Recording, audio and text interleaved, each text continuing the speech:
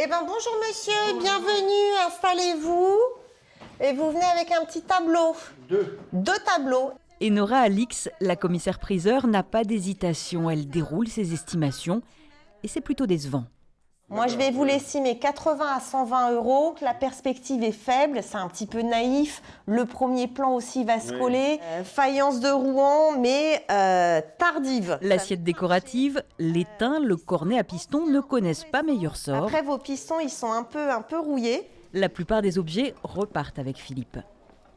C'est des trucs anciens de mes parents que j'ai hérités à leur décès. Et puis, comme ça, j'ai une idée de ce que ça vaut. Je comptais pas me faire des 1000 et des 100 avec. Hein. Non.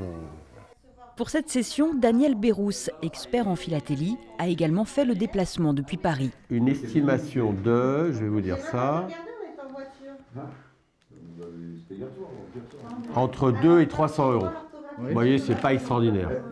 Les plus grandes raretés qu'on ait trouvées en philatélie, ce sont les timbres sur lettres, sur les vieilles lettres. Voilà. Il y a des timbres qui valent quand même plusieurs millions d'euros, il faut le savoir.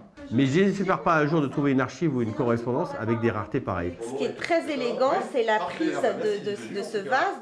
La perle rare, tout le monde espère l'avoir à la maison. On a vidé le garage en fait, pour venir. Vous allez être riche ?